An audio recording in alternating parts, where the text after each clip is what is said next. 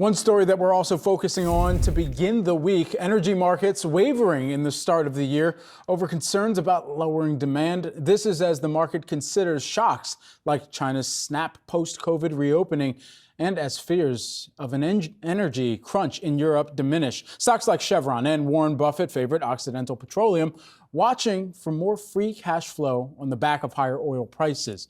For more on the outlook for oil, let's get to Sankey Research's oil, gas, equity research analyst, Paul Sankey. Paul, great to speak with you here this morning. First and foremost, when we think about Chevron here and the Analyst Day that's ready to take place, the Investor Day ready to take place, ahead of this event, there are a lot of people that are going to be looking back to 2022's returns and saying, hey, we moved higher by more than 100%. This year, net lower. So what do you expect the company to signal in terms of the tone and what the market environment is like? Oh, I think it's going to be about buyback.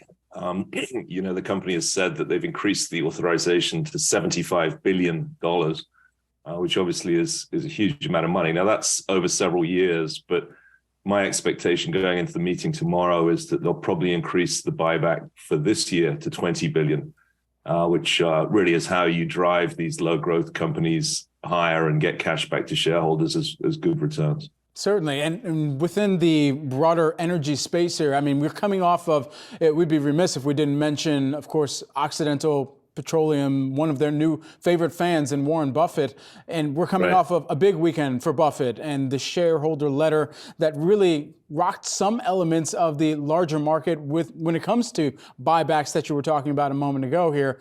So for Occidental, for the larger energy space here, can they expect the same type of fanfare that we had seen from Buffett in 2022 to remain persistent or even move forward and elevate even more from the levels we had seen last year? Well, we'll see tonight because they're reporting after the market tonight. So it'll be interesting to see the numbers. And then, of course, we'll get the CapEx, the capital expenditure outlook for 2023.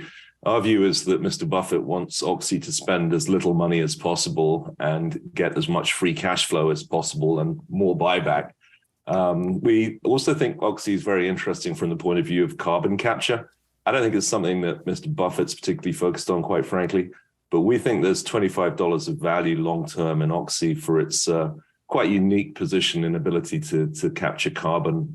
That's a future project, but one that looks very exciting to us. How would you qualify the international demand environment in the oil and gas landscape right now? Well, obviously, we're very focused on China. China's been the big driver of high oil prices over the past 20 years. And the data is kind of mixed, actually. We're certainly seeing rapid growth in jet demand, and that's across Asia as well as globally, actually. But the Chinese internal picture is always a bit tricky because, you don't really have the great data. You're not sure what they're doing with inventory building and everything else. But generally speaking, we're expecting China to be strong this year. And most people are now expecting the second half of the year to be very powerful for oil prices. The problem with the oil stocks that you mentioned, Chevron, Oxy and others, is they're more or less discounting the current price. Call it $75 WTI, $80 Brent. It's about what's discounted in the names. You really need to push higher towards 100 to get excited about these stocks. And most people that are doing balances of oil believe that we'll have that push towards 100 in the second half. Okay, and so a lot of people at the end of this discussion just want to know whether or not they should be taking any type of position or setting any type of position, or if they should be holding off within this sector right now.